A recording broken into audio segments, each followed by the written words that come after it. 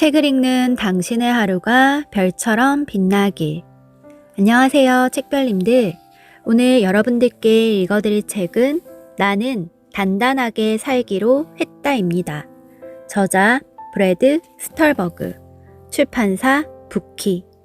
시작하기 전 구독과 좋아요를 해주신 모든 구독자님 분들께 행운이 눈덩이처럼 굴러들어오길 바랍니다. 그럼 시작할게요.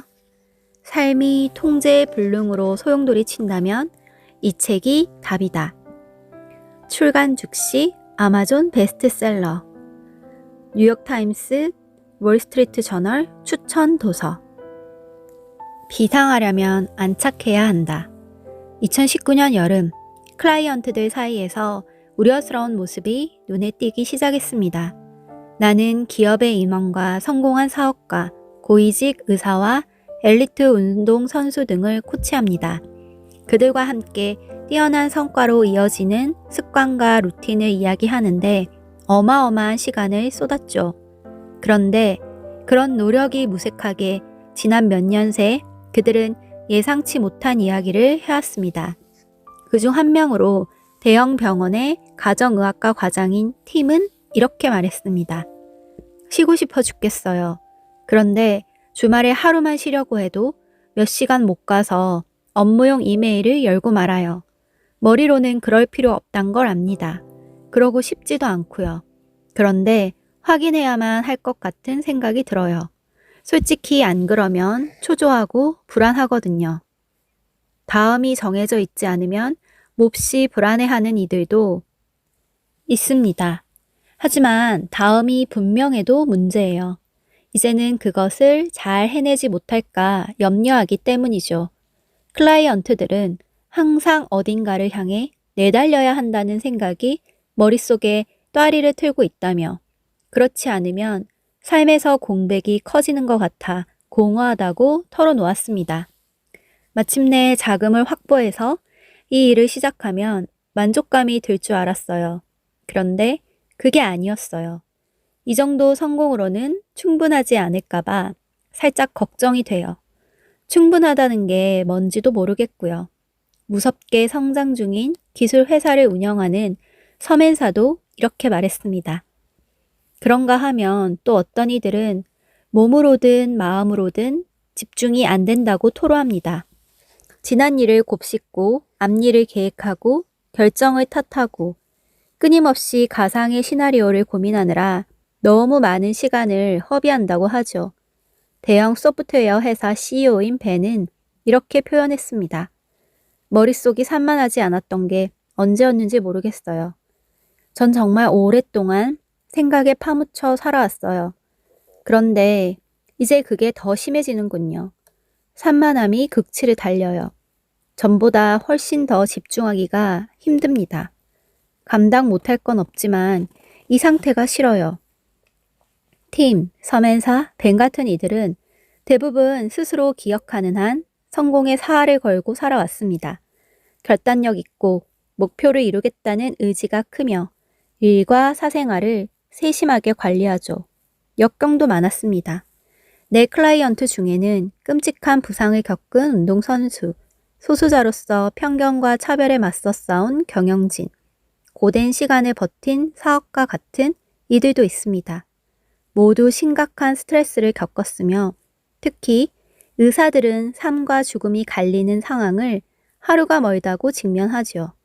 그러나 이 사람들은 모두 어려움을 극복하고도 여전히 힘겨운 투쟁을 계속합니다.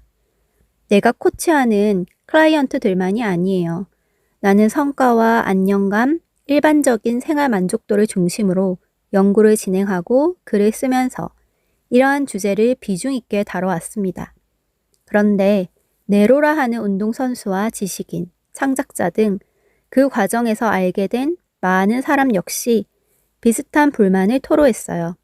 전통적인 기준에서는 아주 성공한 사람들이지만 그들도 내심 어딘가 상당히 잘못됐고 뭔가 빠졌다는 느낌을 받곤 했습니다. 흥미롭게도 그 중에는 할 일이 없으면 오히려 무력감이 든다는 사람이 많았습니다. 그렇다고 그들이 임상적인 의미의 우울증을 앓는 건 아니었어요. 단지 만족스럽지 못한 감정이 늘 따라붙어 괴로울 때가 많을 뿐이었죠. 한 세계적인 운동선수는 나에게 이렇게 말했습니다. 경기만 보고 생활했는데 막상 경기가 끝나면 우울증이 시작됩니다.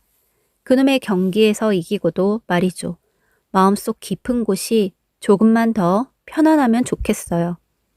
물론 이들도 모두 행복하고 기쁜 순간을 경험합니다.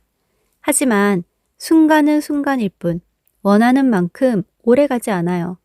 그리고 그런 순간보다는 삶의 변덕에 이리저리 시달리며 쉴 새 없이 다음을 쫓아가는, 그렇지만 뜻대로 할 수 있는 것은 하나도 없어 보일 때가 훨씬 많죠. 그들은 나에게도 스스로에게도 스위치를 내려버리고 싶은 마음이 굴뚝 같단 말을 자주 했습니다. 그 많은 뉴스와 의미 없이 분주하기만 한 일들, 이메일과 SNS 알림, 그리고 다음에 대한 생각을 다 내려놓고 싶다고 했어요. 그런데 막상 그렇게 하면 붕 뜬 상태와 불안한 상태 사이에서 이러지도 저러지도 못하고 좌불안석이 되고 만답니다. 쉬지 않고 이를 붙잡고 있는 것이 답은 아님을 알지만 이를 내려놓고 보면 어김없이 그래서는 안 될 것 같다는 생각이 밀려온다고 해요. 그럴 때 남자들은 완벽한 천하무적이어야 한다는 무거운 책임감을 느낀다고 말합니다. 여자들은 항상 만능이 되어야 할 것 같은데 기대치가 너무 높아서 계속 미끄러지기 일쑤라고 말하고요. 나는 이런 상태를 영웅적 개인주의라고 부르기로 했습니다. 영웅적 개인주의란 타인과 나를 상대로 한 걸음이라도 앞서가기 위해 경쟁을 쉬지 않는 태도를 말합니다. 이 태도는 측정할 수 있는 결과만이 성공을 판가름한다는 편협한 믿음과 결합하곤 합니다. 영웅적 개인주의에 젖어 있으면 만족스러운 결승점에는 절대 도달하지 못하리라는 생각에 빠져 겉으로는 용케 숨길 수 있을지 몰라도 속은 항상 병든 채 생활해야 합니다. 영웅적 개인주의는 내 코칭과 연구, 저술과 동떨어진 주제가 아닙니다. 사회에서 만나는 사람들, 나보다 어린 사촌들, 나보다 연장자인 동료들과 대화할 때 역시 영웅적 개인주의에서 비롯되는 문제들은 흔하게 이야깃거리로 등장하죠. 이 정도로는 절대 안 된다는 생각은 나이와 인종, 성별, 거주지, 직업을 불문하고 삶에서 큰 비중을 차지하는 것 같아요. 이 문제는 어제 오늘의 이야기가 아니에요. 역사가 기록되기 시작한 순간부터 인간은 변화무쌍한 삶 속에서 자신을 굳건하고 온전한 존재로 느끼고 싶어 했어요. 그러나 이제 그 갈망이 더 강렬해졌지요. 영웅적 개인주의는 희망이 없습니다. 우리가 사는 문화에서는 더 잘 해내야 하고 더 건강해야 하며 더 긍정적으로 생각해야 하고 더 많이 가져야 하며 삶을 최적화해야 한다는 말이 쉴 새 없이 쏟아지고 있어요. 그 문화 속에서 손쓸 수 없이 공고해진 영웅적 개인주의는 기껏해야 결핍감만 남기는 얄팍하고 피상적인 해결책을 제시할 뿐이죠. 이런 말이 익숙하게 들린다면 당신 역시 영웅적 개인주의를 안고 살아가는 중일 겁니다. 구체적인 부분은 여기서 언급한 예시들과 다를 수 있지만요. 당신은 직업이 마음에 들지 않거나 이래서 심각한 곤란을 겪는 중일지 모릅니다. 갓 대학을 졸업한 사회초년생이거나 20년 경력의 베테랑일지 모르죠. 은퇴를 앞둔 사람일 수도 이미 은퇴한 사람일 수도 있습니다. 그러나 이제부터 방대한 자료를 통해 이야기할 영웅적 개인주의와 그것의 가장 보편적인 증상들, 즉 불안, 조급, 초조, 산만, 탈진, 번아웃, 공호, 끊임없이 다음을 쫓아야 할 듯한 충동, 사라질 줄 모르는 갈망은 당신을 포함해 그토록 많은 사람이 입을 모아 토로하는 감정들입니다. 그리고 이 가운데는 내가 느꼈던 감정도 있습니다. 영웅적 개인주의가 유발한 감정은 여러 형태로 나타날 수 있지만 내가 가장 흔히 경험한 어려움은 다음과 같습니다. 심각할 정도는 아니지만 몸이나 마음으로 불안감을 느끼며 항상 급하고 쫓기는 것 같다. 삶이 흥분된 에너지로 소용돌이 치는 것 같다. 다음, 또 다음을 향해 이리저리 치이는 기분이다. 뭔가 아주 많이 잘못됐다는 느낌이 반복되지만 어떻게 할지는 차치하더라도 대체 무엇이 잘못됐는지도 모르겠다. 일만 하고 싶지 않지만 일을 멈추기 어렵고 멈추면 불안하다. 너무 바쁘다고 느끼지만 쉴 시간과 공간이 생겨도 가만히 있지 못한다. 쉽게 산만해지고 집중하기 어렵다. 핸드폰을 만지지 않고 가만히 있기가 힘들다. 더 잘하고 싶고 더 편안해지고 싶지만 어디서부터 시작해야 할지 전혀 모르겠다. 이러한 특징은 오늘날 사람들이 세상을 살아가는 일반적인 방식이에요. 심지어 어쩌면 이것이 대세인지도 모르지요. 그러나 앞으로 살펴보겠지만 꼭 그래야 하는 것은 아닙니다. 안착해야 흔들리지 않는다. 이런 것들을 생각하며 친구 마리오와 함께 산에 간 날이었습니다. 우리는 각자 힘든 시기를 겪으며 몹시 불안해하고 있었습니다. 그날은 하늘이 연회색으로 물들고 바람이 많아 무척 상쾌했어요. 거대한 캘리포니아 삼나무들의 높은 쪽 가지가 세차게 흔들리고 있었죠. 그런데 수십 미터 아래로는 미동조차 없더군요. 나무들은 밑동이 바위처럼 단단했고 서로 굳센 뿌리로 연결된 채 땅에 견고하게 자리 잡고 있었으니까요. 퍼뜩 머릿속이 환해졌습니다. 나는 마리오를 보고 말했어요. 맞아, 이걸 놓치고 있었어. 지금 우리가 할 일은 뿌리를 기르는 거야. 손에 잡히지도 않는 높은 가지들을 걱정하느라 시간을 쏟아붓는 건 그만두고 내면 깊은 곳에 뿌리를 기르는 데 집중해야 해. 뿌리가 튼튼하면 어떤 날씨에도 흔들리지 않고 안착할 수 있어. 뿌리가 기본인 거지. 그런데 우린 그 원리와 실천을 관가하곤 해. 겉으로 보이는 것만 좇으며 눈 돌릴 틈 없이 달리기만 하니까. 그런 것들은 밀려나 버리는 거야. 그 순간 나와 마리오, 내 클라이언트들과 내 글에 등장하는 최고들, 그리고 단언컨대 모두가 바라는 것이 무엇인지 알 것 같았습니다. 우리는 안착한 느낌을 원했고 안착을 통해 더 크고 깊은 성취감으로 이어지는 성공을 경험하길 바랐던 것이었어요. 안착은 삶의 굴곡 속에서 나를 지탱하는 흔들림 없는 내면의 힘과 자신감입니다.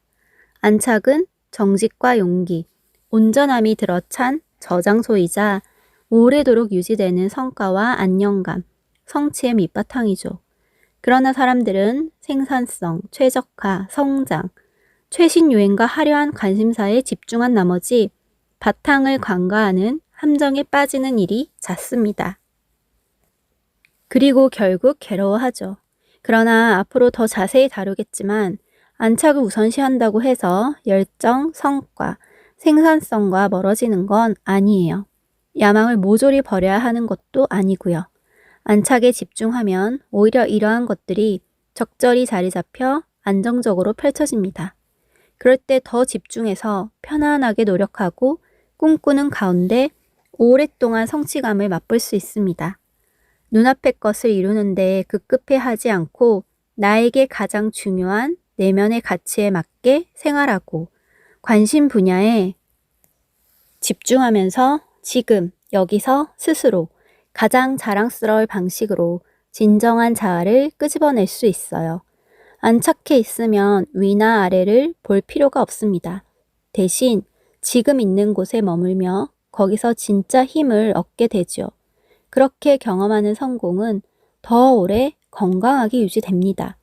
지속 가능성의 관점에서 사람은 안착해 있을 때만 진정으로 날아오를 수 있습니다.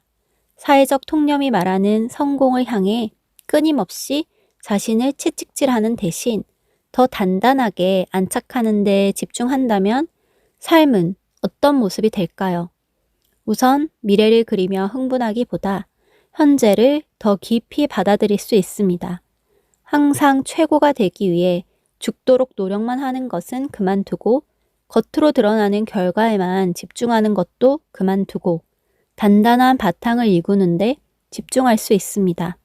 그럴 때 안착은 어떤 일에 대한 결과나 일회성 사건이 아닌 존재 방식이 되죠. 우리는 최고의 성과와 안정감, 성취감을 얻게 되고 그것들은 평생 사라지지 않아요. 그렇다면 삶의 변덕스러운 비바람 속에서 어떻게 해야 단단하게 안착할 수 있을까요? 어떻게 해야 좀 더 편안하고 만족스럽게, 더 견고하고 온전하게 살아가면서 최대한 잠재력을 발휘할 수 있을까요? 나는 과학적 연구와 고대의 지혜, 그리고 오늘날의 실천 방식에 기대어 이 질문에 답하려고 합니다. 오늘날의 과학과 고대의 지혜, 큰 성과를 내는 행복하고 건강한 사람들의 경험이 깔끔하게 수렴하는 지점이 우리 이야기의 바탕입니다. 수용, 집중, 인내, 취약성, 깊은 유대, 움직임으로 말하는 이 원리들에 집중할 때 단단하고 확고하게 안착할 수 있습니다. 이 6가지 원리를 대략 다음과 같이 소개합니다. 1. 수용. 원하는 곳으로 가기 위해 지금 있는 곳을 받아들인다. 원하는 곳이나 있어야 한다고 생각하는 곳, 남들이 나에게 원하는 곳이 아닌 지금 내가 있는 곳을 냉철하게 바라보고 받아들이며 그 자리에서부터 시작한다. 2. 집중. 주의력과 에너지를 확보하기 위해 온전히 몰입한다. 지금 눈앞에 있는 것에 몸과 마음을 완전히 투입한다. 과거나 미래에 관한 생각이 아닌 현재의 삶에 더 온전히 더 많은 시간을 쏟는다. 3. 인내. 참고 견디면 더 빨리 도달할 수 있다. 일이 되어 갈 시간과 공간을 충분히 마련한다. 비정상적인 속도로 달리며 삶에서 도망하려 하지 않는다. 즉각적인 결과를 바라지 않으며 원하는 결과가 일어나지 않더라도 그만두지 않는다. 목표를 좇는 사람이 아닌 목표를 실천하는 사람이 된다. 길게 본다. 끊임없이 방향을 바꾸는 대신 경로를 유지한다. 취약성. 약한 면을 인정하면 내면의 힘과 확신이 생긴다. 진정성을 보인다. 나에게도 남에게도 진짜 나를 드러낸다. 실제 나, 직장이나 온라인에서의 나 사이에 인지 부조화가 일어나지 않게 한다. 그럴 때 진정한 나를 알고 신뢰할 수 있으며 그 결과 가장 중요한 것에 에너지를 쏟을 자유와 확신이 생긴다. 유대, 깊고 특별한 관계를 만든다. 진정한 연결감과 소속감을 기른다. 생산성만큼 사람도 우선시한다.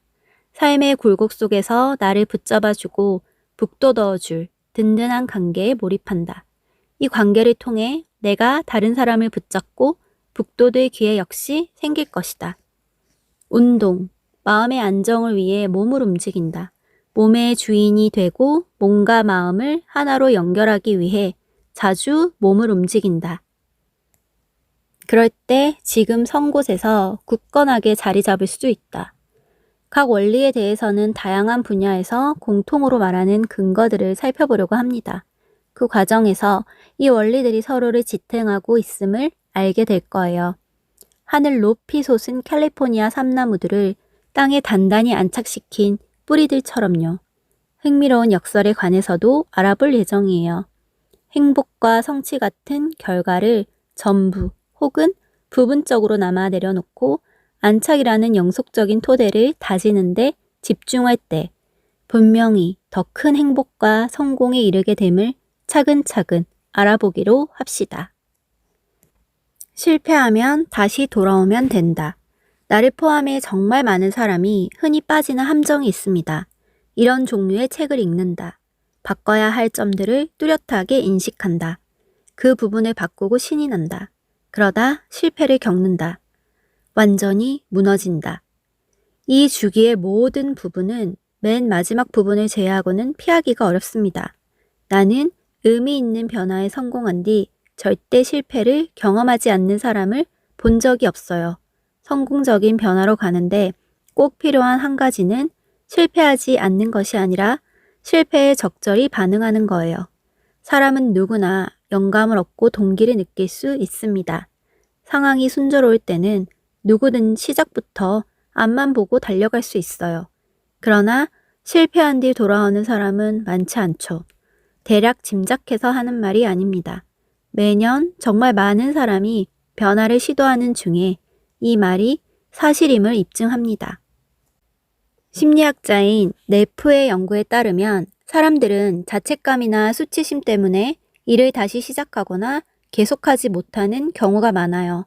네프의 연구 전반에서는 어렵고 힘든 시간 속에서 자신을 친절히 대할 때 발전하고 성장하는 데 필요한 끈기가 생긴다는 점이 드러납니다. 바라던 일을 할 가장 좋은 기회가 어제 지나가 버렸다고 슬퍼하지 마세요. 그렇게 할 두 번째로 좋은 기회가 오늘 여기 있으니까요. 자신을 채찍질하는 건 절대적으로 시간과 에너지를 낭비하는 일입니다. 여기까지 오디오북 잘 들으셨나요? 더 자세한 내용은 책을 구매해서 읽어보시기 바랍니다. 그럼 행복한 주말 보내시고 다음 영상은 월요일이에요. 월요일에 만나요. 감사합니다.